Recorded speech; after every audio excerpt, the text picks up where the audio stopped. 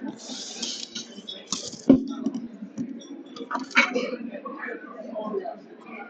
evening, ladies and gentlemen. Welcome. My name is Sim Kapoor, and I have the privilege to serve as OISI's Director of Advancement Communications and External Relations.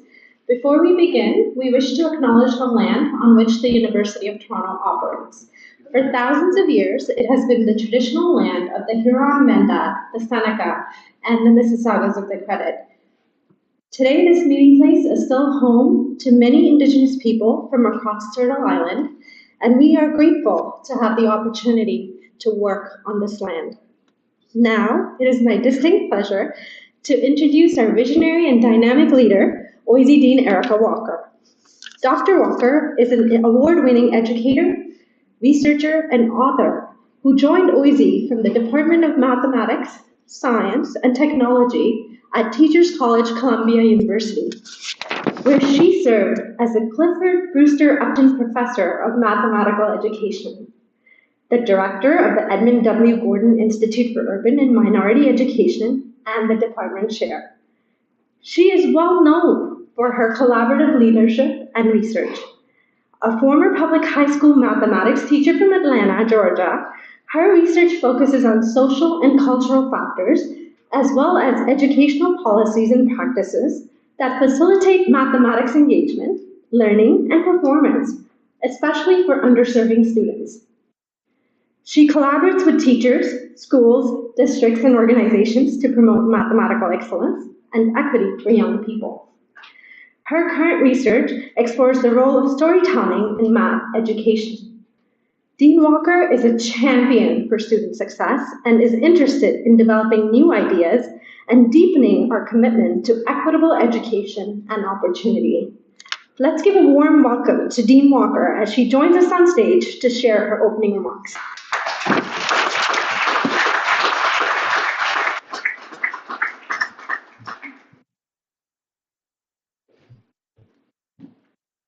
Thank you so much, Sim, for that wonderful introduction, and good evening to everyone.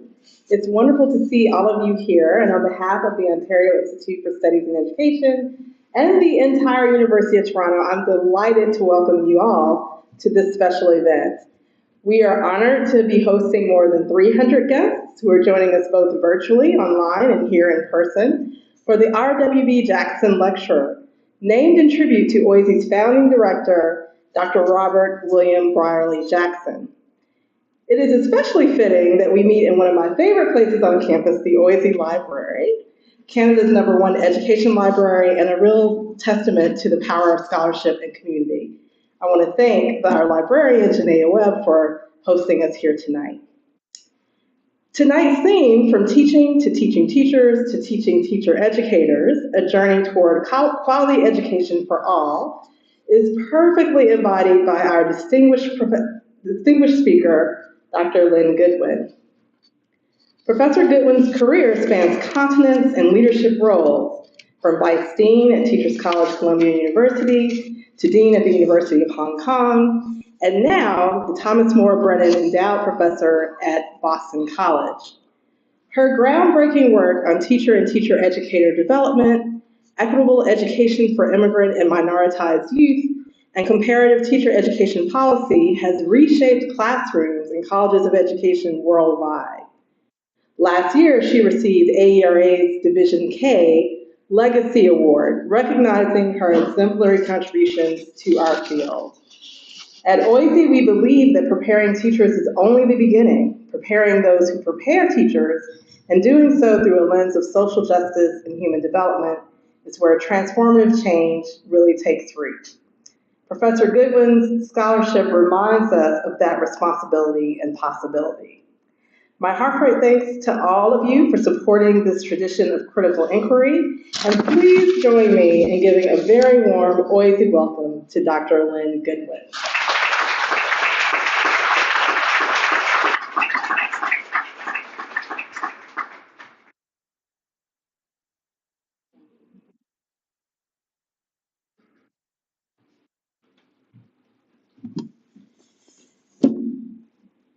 Okay, So just one question about advancing the slides. Technical issues, always important.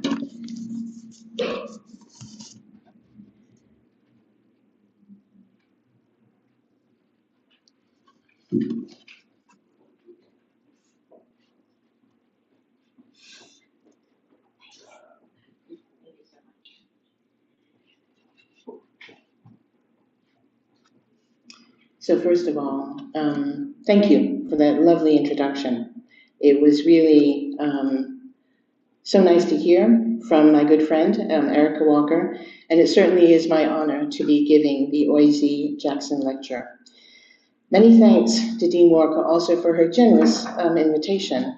It has been so nice to connect with you again, and it's just been too long. It's also very special to see all of you here today, especially my good friend, dear friend, Claire Kosnick, Professor Emerita from Oisey, whom many of you know well. So thank you, everyone who's in the room and everyone who is online for taking the time to join us this evening. So my talk this evening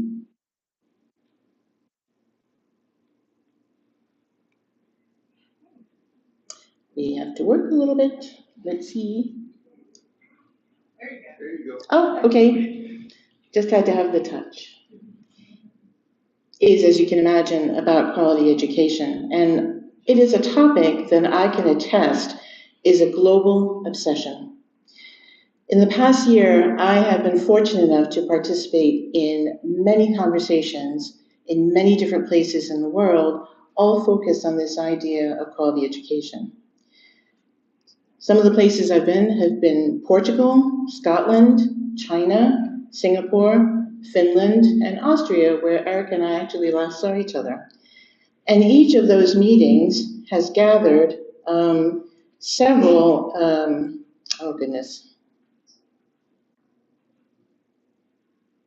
has gathered all kinds of folks from every part of the world. So when I say that these conversations have been global, they truly have been.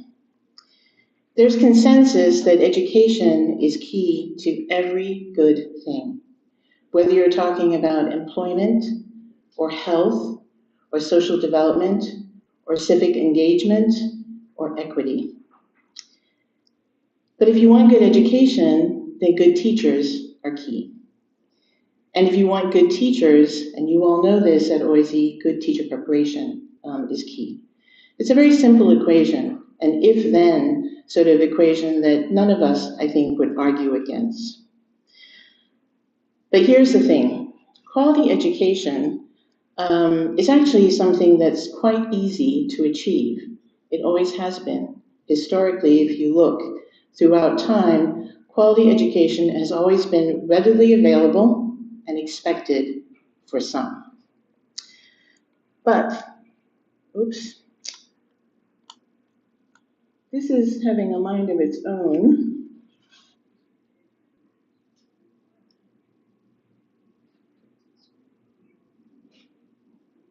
But for all, not so much. And so the question really is, how come? Why not? Why have we not been able to achieve this goal that remains sort of tantalizingly out of our reach? The answer to this question is complex and far beyond the scope of this one talk. So I will not pretend that I have all the answers. But what I can say, I think I can offer some insights into barriers and issues that get in the way of quality education by taking a broad look, and you've already seen a preview of these slides. So much for surprise. You want me to advance them for you? Would that help you? Yeah, well then, yeah. I must be pointing in the wrong direction. Where am I pointing to? Okay.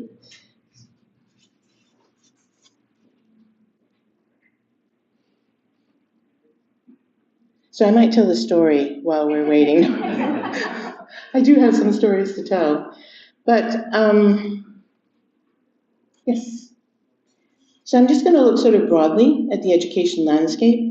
And I'm going to look specifically, as my title suggests, first at teachers, then at teacher education, and then at the notion of the education of teacher educators.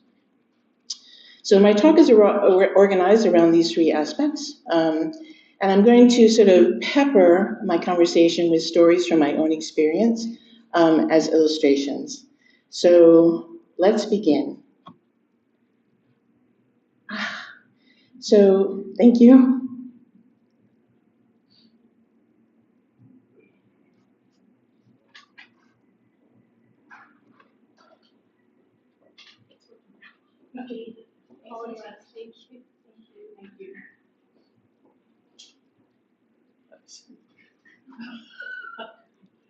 So Act 1, oops.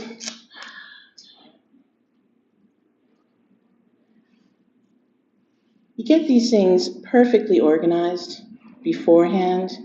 Everything just goes to hell while you're doing it. So just remember, technology. So I'm going to tell this in 3 acts. The first act is about teaching and teachers. And the title of this story or act is the story of the girl who went missing.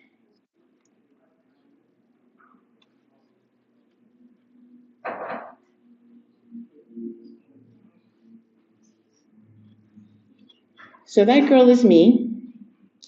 I was born in Hong Kong. My family moved to Singapore when I was very young. And so Singapore is where I grew up and what I consider my home. I'm a first-generation immigrant to the US. I arrived for university, and then, long story later, here I am, many years have gone through. I was certified as an elementary and special ed teacher, and now, as Erica said, I am a professor at Boston College. That picture is of me on my first day of school going to kindergarten. I was thrilled to go to school. And there was a long story about how my mother prepared me to make sure that I would be happy to go to school. But that's a story for another time. Wily woman, my mother. But school was a place that I really loved. It was a place that where I had fun. I had lots of friends. I was someone who participated in lots of things. I was a joiner. I would venture to say that I was one of the popular girls. And, I had my fair share of both good and bad moments. I was a good student, but I was also a naughty girl many times. And I have fond memories, and I say fun with, a little tongue-in-cheek, of sweeping up the cafeteria as punishment for talking too much. When I left to go to the US for university, in the space of that flight from Singapore to New York, which is about 20 hours, the person I was, whole, complete, complicated, went missing. And suddenly, I was someone I no longer recognized. And I realized this because, I'm just going to leave it as it is. I realized this based on the questions that I was asked constantly. I was barraged with all kinds of silly, stupid, quite often insulting questions. They started out, fairly simply. Do you know Coke? Have you ever had a Coke? Do you have electricity in China? Now, I had to say Singapore is not in China, and yes, actually, we do have electricity. Do you drive cars? Do you live in trees? And, you're a new person in a foreign land. You try not to make anyone upset, and you go along with the flow as best you can. But there always comes that one question that makes you want to tear your hair out, and you say, that's enough. And that question was, do you wear clothes? I said, no, we don't. And of course, people were aghast. What? How do you feel wearing clothes? I said, I just feel as if I'm wrapped up, constrained. And the minute I get home, I tear my clothes off so I can feel free again. True story. I sometimes think about those people I talked to, and I wonder how long it took them to understand or realize, that I was having a bit of a joke, but also how insulting that question was.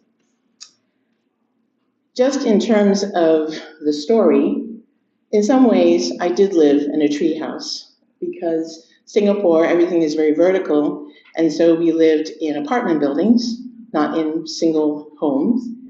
And I think this is just going to decide to do what it feels like doing. Oh, God.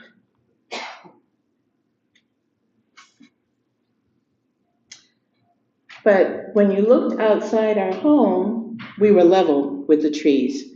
And so in some sense, we lived in a tree house. Oh, is there another one?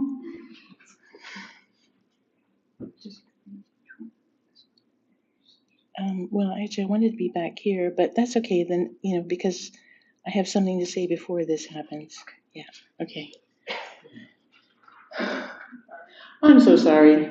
This is frustrating. So pretend that you don't see that picture on the screen, because what I want to say is the story that I've told you is funny, for sure. But underneath that, it does not begin to make visible how hard it is to be outside the norm, what is considered normal. To both stand out because you are different, and to be invisible because you are different. My story is both typical and not, because I have many advantages. First of all, I came from an English-speaking country, so I already knew the language. I came as a student, not a refugee, which meant that I was housed and fed and safe. I had some place to be, and I had something to do. I was a legal immigrant, which meant that I was allowed to work, and that was important since I'm a first-gen college student and I was working my way through university. I had family in the US, and so I was not alone. And I was, and still am, very, very adaptable, perhaps because I was young enough to be flexible, but also old enough to stand or withstand on my own. When we think about newcomers to new environments today, they are entering a world that is dramatically different from the one that I entered. It is much more frightening, it is much more harsh, and it's definitely unwelcoming.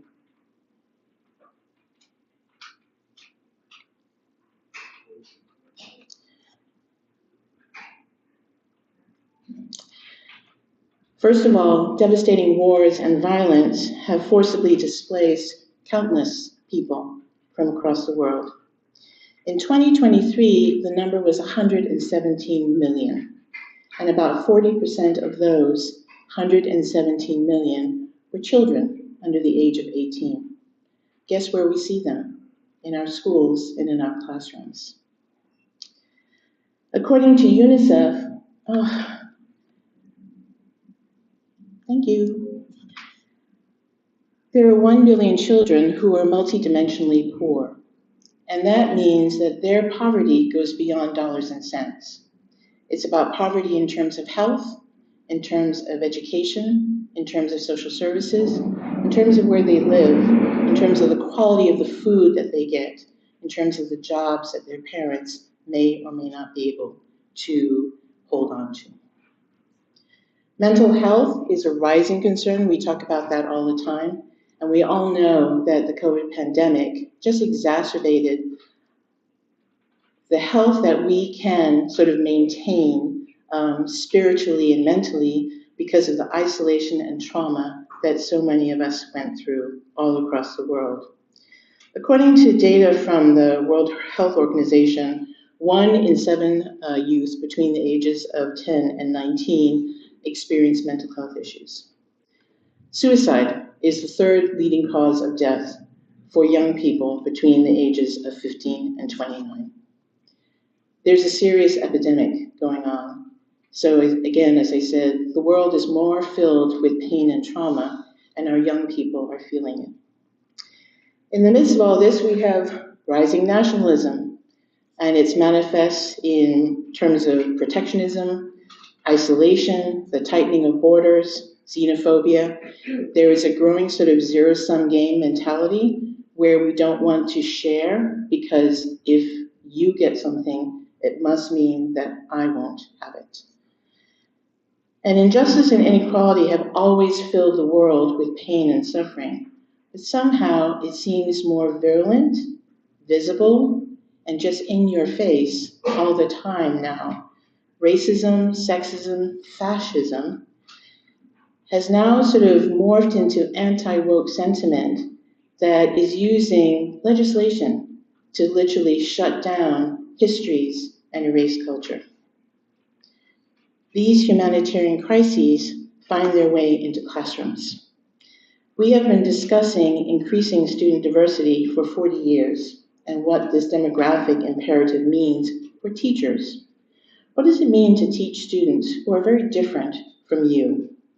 Students who bring multiple diversities, numerous vulnerabilities, and unimagined capacities. In my own research, I've long been interested in this question of teachers and teaching and diversity, especially in the context of immigrant learners. One way I thought I could gain some understanding was to look at literature focused on teaching and teacher ed, just to see what my peers were saying about this issue and about these critical populations. So I'd like to share with you 3 different studies that I've done, starting in sort of the early 2000s and ending in close to 2020. And in each case, the question was the same. What are researchers who are also teacher educators or in teacher education saying about what they're doing and how they're thinking about diverse populations? My first focus was on immigrants, particularly immigrant students and immigrant education. And in reviewing literature in a 20-year period between 1980 and 2001, looking at both key teacher education journals in the US, as well as teacher education textbooks that were in use at the time, I discovered that there was barely a mention. In fact, 2/3 of the textbooks didn't even have the word immigrant, immigrant education, immigrant learner in the subject index. Completely invisible. Several years later, I decided to try it again, to see if anything had changed, if the conversations were different. This time I focused on 5 key teacher education journals in the US, and I included one practitioner journal, Educational Leadership, that reaches a very, very wide audience of school-based educators, administrators, principals, etc. Nearly 4,000 articles, and you can see for yourself how many mentioned immigrants or immigrant learners. 13. This during a period where we were constantly talking about the demographic imperative. Because the sample was so small, I had to open up the descriptors and use diversity and other sort of proxy terms for diverse learners. And the number increased, but as you can see, not too much, 177 articles out of close to 4,000. A few years later, I decided to try again with a slightly different focus.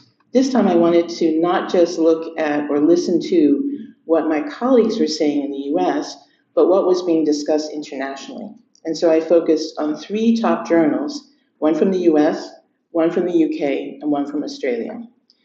Those 3 countries do not represent the world. I know that for sure. And they certainly all come from the global north. So there's a certain bias already built into the conversation. However, these are also the 3 countries that have the most to say in the literature. If you're talking about literature written in English, they are the ones that are producing and therefore teaching the most around these issues. Not too much different. Again, close to 2,000 articles, 76 articles that had something to say about initial teacher education and social diversity, diversity and social justice, and with particular foci, which also tells you how folks are defining diversity. And the definitions seem to center around language learning or linguistic diversity, particularly in the US, where there is such an emphasis on learning English for newcomers. The UK looked at poverty, but this is partly because of a special issue, and so there was kind of a big bunch of articles at once. Barely a whisper about race. 4 articles out of nearly 2,000. There are things that we're afraid to talk about. There are things that we don't know how to talk about. And so those things reveal themselves in their absence when we look at the literature. So when we think about the fact that 4 decades have passed since we began sort of this urgent conversation about diverse learners and teaching for diversity, apparently there's a lot more in our rhetoric because it is actually hard to run over the teacher education program that does not profess to be for social justice. We write about it in our mission statements, we talk about it to our students, but what is happening on the other end, what we're actually doing in terms of the work that we focus on, there's a great gap. So the question then becomes, how do we get beyond the fact that we're actually saying not so much despite our best intentions? What is it that we must do?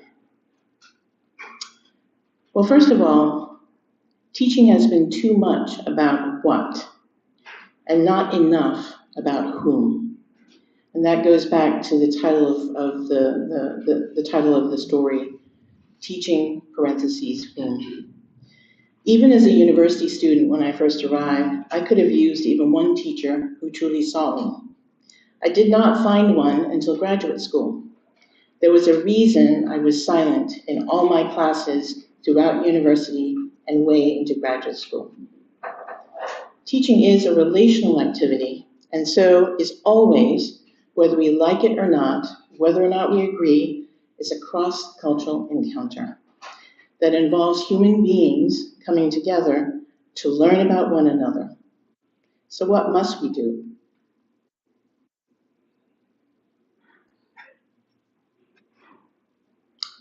We must reclaim the humanity of teaching, to remember that our job is not teaching something, but teaching someone.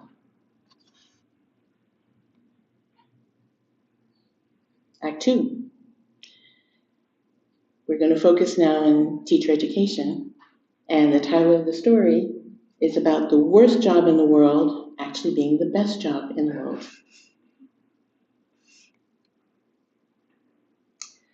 So when I graduated and was first certified as a teacher, there were no jobs. And this was in the 70s, so yes, I'm dating myself and I am that old. And that red arrow is where I sat when I graduated. There was a huge glut of teachers because women were making different decisions about work and were deciding to stay in the classroom rather than leave the minute they got married or had children. Many of my peers, my classmates, were deflected from the field because we could not find those jobs that we imagined were waiting for us when we graduated. And I imagined a sweet 3rd grade classroom, because I had such a good time with 3rd graders in student teaching, that was the class that I wanted. Not available. I was lucky that I was duly certified, unlike many of my classmates. And as a result of my special ed preparation, I was able to get a job as a teacher in a school that was associated or embedded within a psychiatric institute. Not my dream job. But I needed a job, and I needed to pay bills, and so I said yes.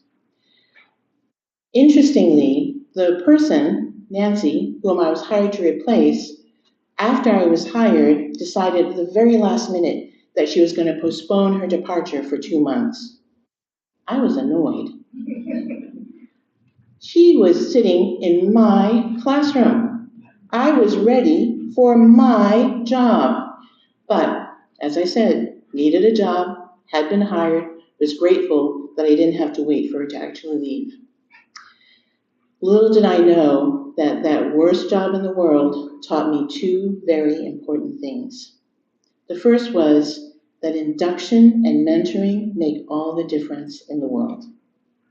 I taught side by side with Nancy for 2 months, and we are talking about challenging young people. At that time, I was teaching 18 to 21-year-olds because the school needed to provide schooling for folks who were beyond school age. Nancy was generous. She was an amazing teacher. She shared everything. She talked to me constantly. We talked teaching every single day for 2 months. What a transition I had into a really, really tough job. Both she and I cried buckets at her farewell party. And on the Monday after she'd gone, and I was watching the students walk into class, and there was a big lump in my throat, and I thought, uh-oh, where's Nancy when I need her? The second thing that I learned was when I got shifted, the 18 to 21-year-old school got closed because it was no longer a requirement. And so I was shifted to the adolescent unit. And compared to the adolescents, the young adults were peachy and easy. And I thought, oh no, I still need this job, so I'm going to go down to the adolescent unit and work with 9th through 12th graders. Kids were very challenging. Some of them had typical or textbook psychiatric issues, but most of them were there because they had been in trouble for a long, long time in many different areas. Trouble in school, trouble with their families, trouble with authority, trouble with the law. And these were kids who came from middle-class families because you had to have decent insurance in order to be able to admit it. So what did I learn? First, I needed to depend on my colleagues because from minute to minute, there could be volatile, even violent issues erupting. I needed to learn about what had happened the night before in family therapy. So I needed to work not just with my fellow teachers, but with the mental health workers and with the counselors and with the doctors. We all were a team that was in constant communication.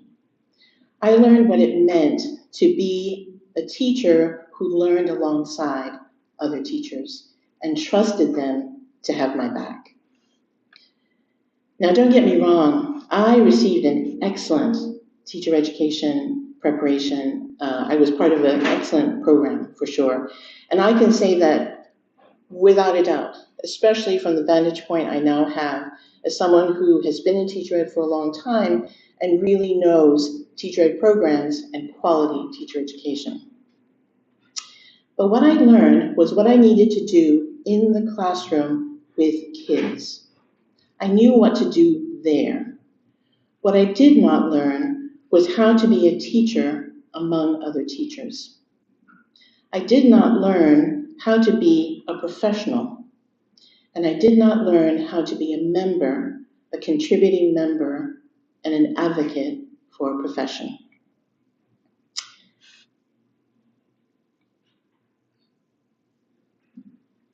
So in terms of teacher learning and preparation, I want to sort of talk or focus on this idea of quality teacher learning as an essential ingredient for quality education.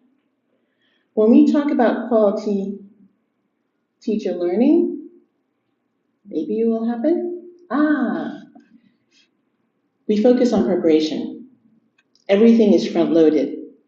We expect folks to kind of get it all before they get into the field, and then to do it all the minute they enter.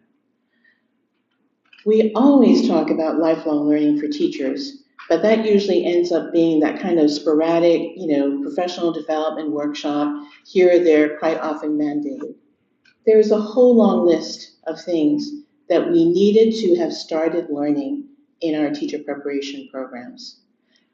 And I, as I said, was lucky enough to get some of that as I started my career in terms of induction and mentoring.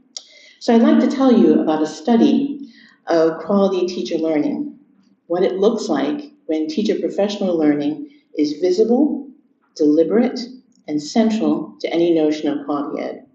And this comes from an international study of teacher education programs, and policies and practice. We looked at 7 jurisdictions, one of which was actually Ontario. And it was called the Empowering Educators series. I was assigned to the Singapore team. And so very lucky for me, because I'm from Singapore, and so I was kind of an interesting insider and outsider simultaneously. So we learned lots of things and collected lots of data, but I'd like to talk to you about a case study that we did about teachers' use of time.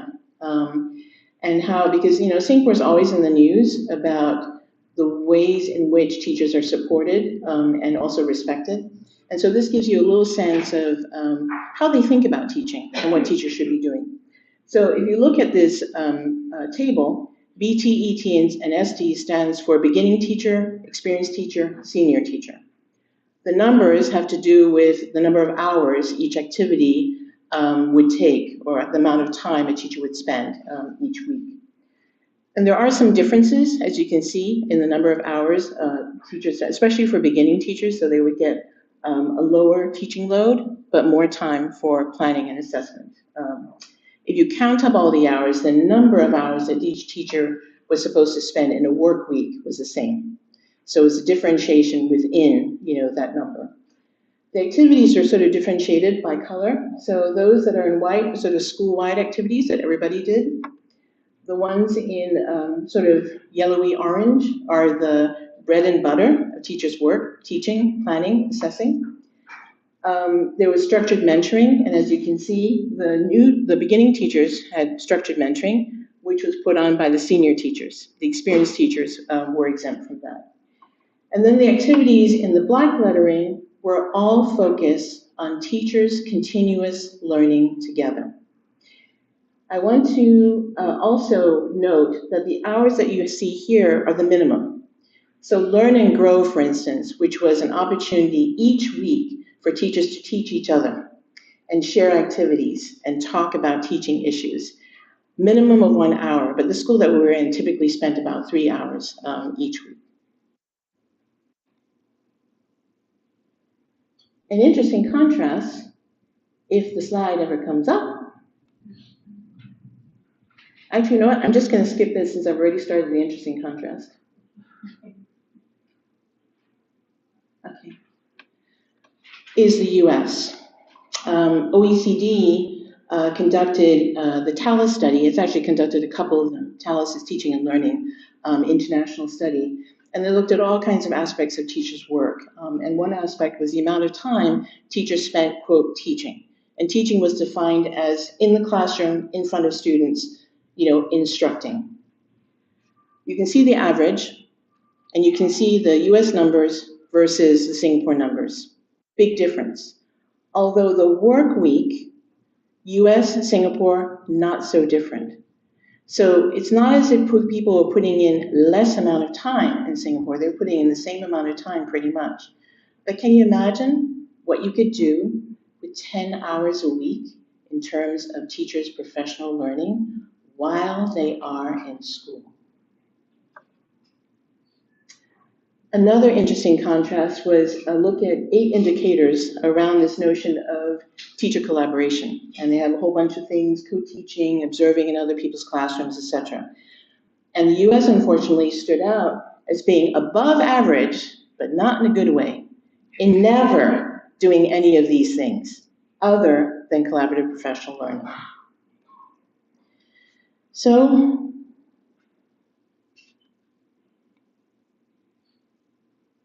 teachers teaching teachers makes sense. Research has shown repeatedly that teachers trust the wisdom of practice. They learn best when they can learn from others who understand their situation, can see their issues and context, and can speak their language.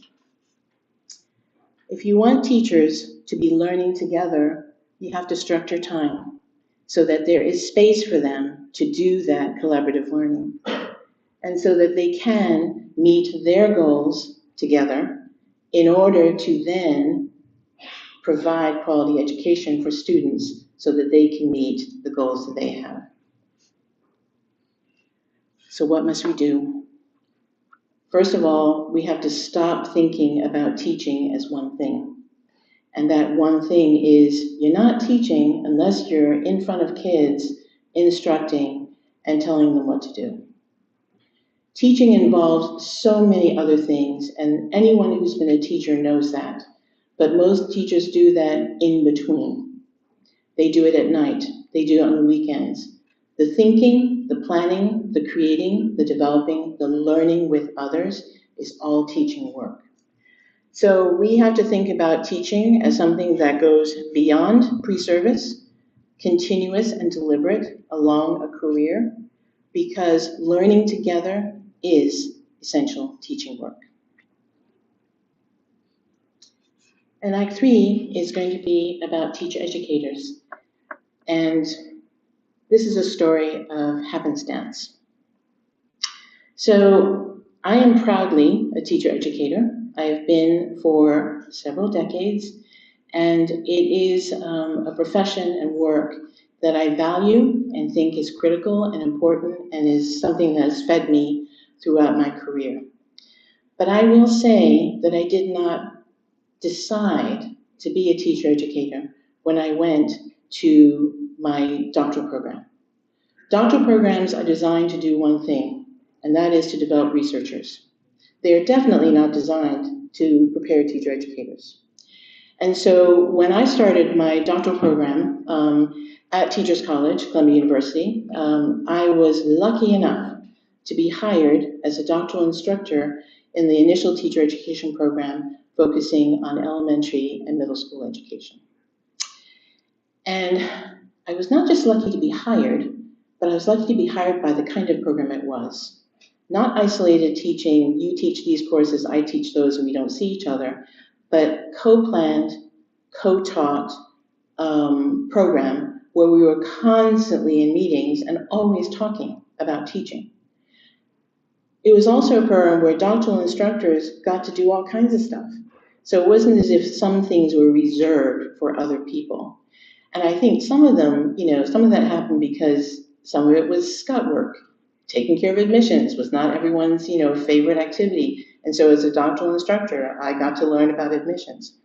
But that experience, and I eventually, over the years, I continued at TC as a faculty member and ended up directing that program myself. I learned a lot, and here are some of what I learned.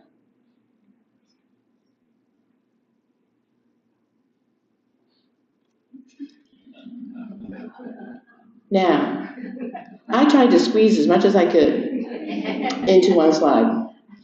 And honestly, this is only the surface. I could have filled 3 or 4 more slides with all the stuff that I needed to know and be able to do in order to not just be a teacher educator, but to perhaps be a decent one. So this question about teacher educator quality is sort of interesting. Remember I talked about the global obsession around quality education? And there is a global obsession around quality teachers, how to find them, recruit them, prepare them, keep them, etc. Hardly a whisper about teacher educator quality, those who actually do the preparation work. It's a curious gap. So another interesting question for research, and colleagues and I did a study a few years ago. I think it still stands as one of the largest studies of teacher educators. And basically we wanted to learn from folks who are practicing teacher educators, what is it you think is important to know in the work that you do so that you can do it well? And, we were interested in their perspectives, and their perspectives came from lots of different places.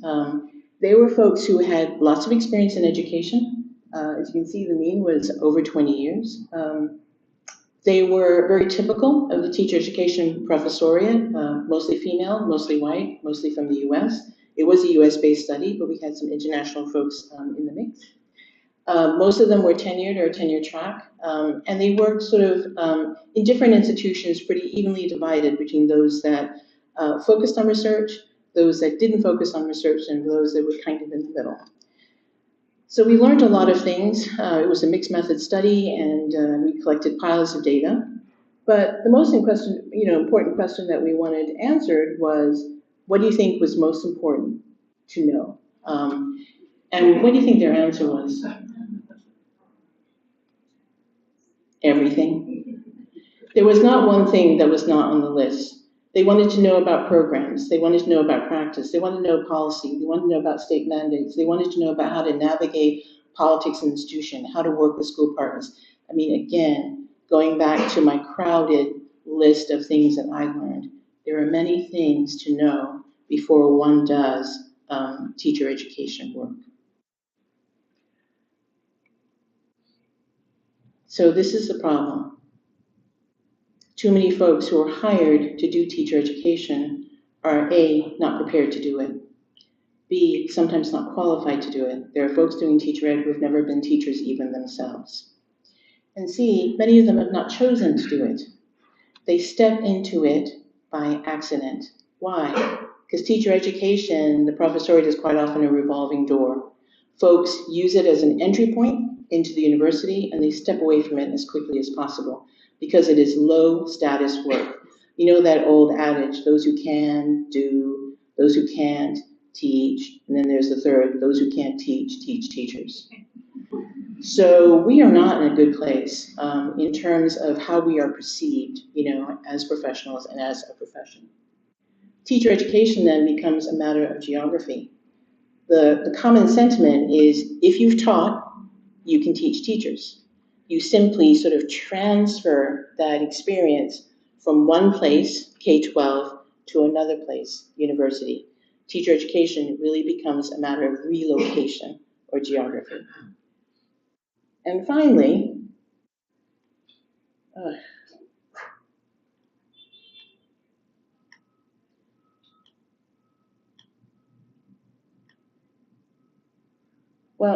goodness, At this point, I think I'm just going to talk without the slides. The last thing I would say about what happens as a consequence of no teacher ed preparation is that what do you do when you don't know what to do? You fall back on what you know. And so you have teacher educators basically teaching history. They are reaching back into their own paths, into models that they know and remember, as a way to now educate the next generation of teachers. There's a reason why teacher education is accused of being sort of solidified and cemented in place and hard to move. It's because so often we are reaching back to information that is ancient and continuing and perpetuating practices that really perhaps should have long been discarded. So what must we do? We need to stop thinking about teacher educating as work that anyone can do, just the way we too often think about teaching. It is serious work, it is hard work, it is intellectual work. And so it deserves the kind of professional codified preparation that any other work would call for. So I'm going to summarize or end my talk with three sort of basic principles, just to recap, as we kind of aspire to transform our profession. The first is that we need to figure out a way to elevate teacher education work, to make sure that it is understood to be legitimate and valued, and something that is not easy, but actually very, very hard. This has to do with how we hire. This has to do with what we do in our doctoral programs. There are things that we can do to change the mindset around teacher education. The second is that inclusivity and equity are hard to achieve, and they require a lot of hard work. The profession is full of good intentions, so I don't fault us for wanting to do things. But where we actually end up still leaves a lot of work that needs to be done. And part of that hard work is turning the mirror on ourselves to ask, what is it that we really know? How do we define diversity? When we think about diverse children, are we thinking about the whole people whom they bring to the classroom? Or are we thinking about language, poverty, immigration, etc.? And the last is we need to educate teachers as professionals from day one. Not to assume that once they enter teaching that they will be a professional. Everyone wants to be, but we also know the press against professionalism and the deprofessionalizing of our work, both teachers and teacher educators. So 3 principles I think that we can keep in mind. I will end with a return to the personal, and I'm going to tell a final story, which is a story of my sister. But she could be your sister, and she certainly could be anyone's sister. So there's my sister Carol. She was probably about 8 months old at the time. And I'm here to tell you that my sister was born to learn. She brought her very best self to school. But school did not see her as she truly was. They could only see what she was not. My sister was one of those children teachers do not like because she always had a different idea about what to do. She was always about, but can we do? Isn't this possible? Why? How come? Teachers did not like that at all. And so they consequently labeled her as a troublemaker and unteachable. And when I say from the very start, my sister played truant when she was in kindergarten. That's how much school was an unhappy place for her. Like my sister, all children are born to learn. And they bring their best quality learning selves to our classrooms. They deserve for us to see them, to truly see them for who they are in all their complexity and diversity and richness. They deserve for us not to miss them in the crowd, and they deserve to have their quality be met by our best quality. Thank you so much for your great attention, despite all the craziness.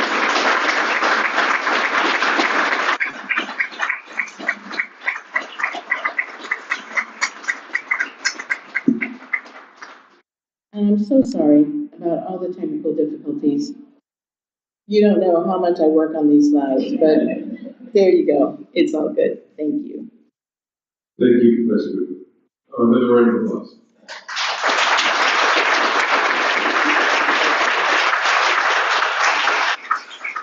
Okay, we have an opportunity to ask questions of our professor here. If you have a question, please raise your hand. I'll make my way to you.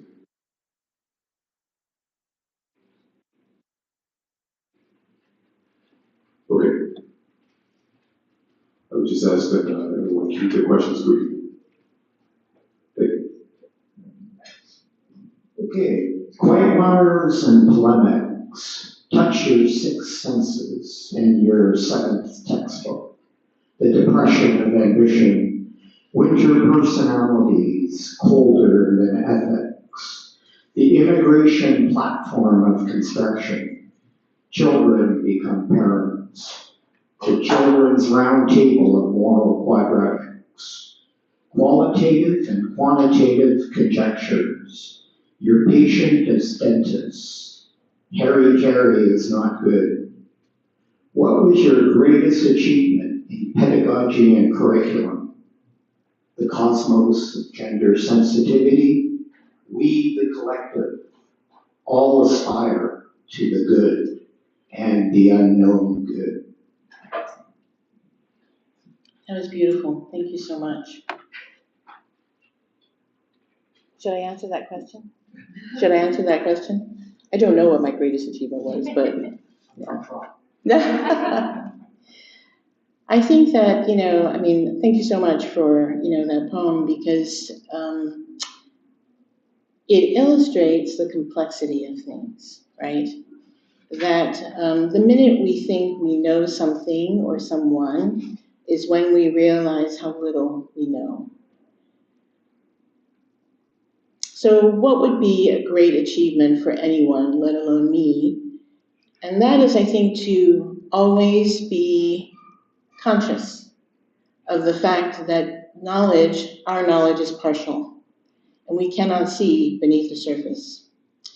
When I think about, the many students I worked with in teacher education, and there were always those who presented themselves loudly up front on the surface and told us everything. And in between that story were things that they chose not to share. And then there are others who literally, and I have someone in particular in mind, who was she had so much adversity in her life, and she was managing so much and caring for a younger brother without parents in the picture. And she was a young person herself. And she was always present, positive, and uncomplaining. Was that a good thing? Yes and no, because she also had a story that was not always visible. So part of it is how do we, and it goes back to the first story about teaching, right? How do we come to know the people as best we can whom we're trying to teach?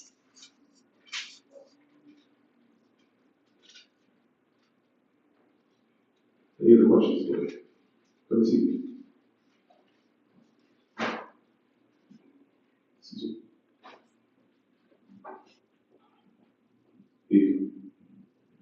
Thank you very much. That was a wonderful lecture. Thank you for sharing your story. You talked a lot about the role that a teacher has to basically promote social justice, promote equality, to see the student for all they are and try to engage them on those fronts. We're seeing a lot of educators who may want to do that right now, particularly in the U.S. and some other jurisdictions where anything that's DEI or cultural or anything that recognizes a history that isn't politically aligned with whoever's in power are being effectively shut down. They're being forced to lose their job, or they're being told that they can't teach anymore.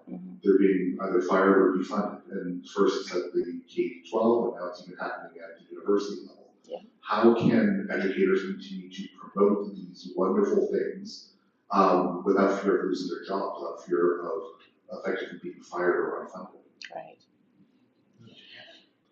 Yeah, I'm sorry? Move to Canada. Move to Canada. Yeah, I'm thinking about it. There's so much ugliness that is going on now, particularly in the U.S.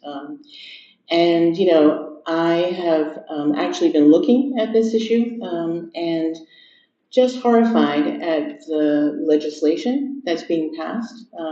So, for instance, in some states, anyone from the public can come into a school and challenge a book that you use, a book that's in the library, can demand to see your curriculum. So that kind of accessibility and availability is unusual, right? Exactly. So what is my answer to that question? I think first is, and this goes way beyond the current period that we find ourselves in, when I think about teacher education work where we had to deliberately teach our candidates to teach in between the lines. And this was, with teacher-proof curriculum mandated on Tuesday, you'll be on page 12 between 9 and 9:30, where things seemed so rigid and tight that there was no room. So I think we have to continue to do that kind of work, not just suddenly start it, because now we're in a moment of crisis, we really are. But how do we help our young teachers continue to stand on principle and do the work that they want to do, at the same time not put themselves in danger? How do you teach in sort of the cracks and slide things in between and open things up so that students are asking questions? The second is that if we think about the fundamentals of inclusive, anti-racist, embracing work, it doesn't begin, and it should not always begin with, here's a book that has someone who looks like you in it. It begins with recognition and belonging. It begins with listening and care. So I have a friend, BZ Fenimore, who is now retired, And she is a one-woman, army in terms of social justice work, has never been afraid to speak out, no matter what. And she was quite often alone in that work in her institution in rural Pennsylvania. And she wrote a little thing, 10 items, and it was called How to Treat All Kids Like Rich Kids. And I love that thing, and I don't remember all 10 of them, but the first one I always remember, which is make sure that every student you work with is seen every single day. There are kids that go through our schools where nobody speaks to them. No adult connects to them. A simple hello, good morning, how are you? That does not happen for too many kids. So I think part of what we need to do is to unwrap the DEI work and say, what is its purpose? Its purpose is to support kids so they feel important, they belong, that they're efficacious, that they can try, that they have someone who will cover their back. Okay, one more question.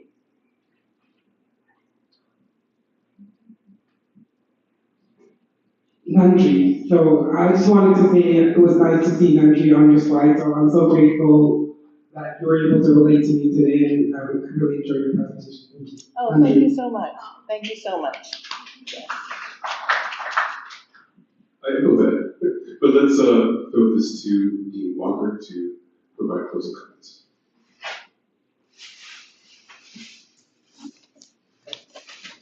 Thank you so very much, Dr. Goodwin. I'm going to come up with all these items. Oh my goodness. Hold on.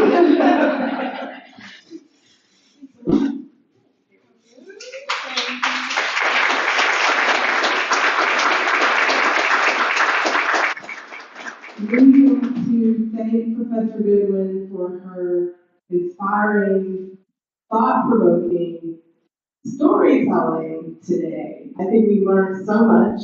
It has given us great food for thought in the work that we're doing in Canada and in Boise particularly. So thank you so very much for being here.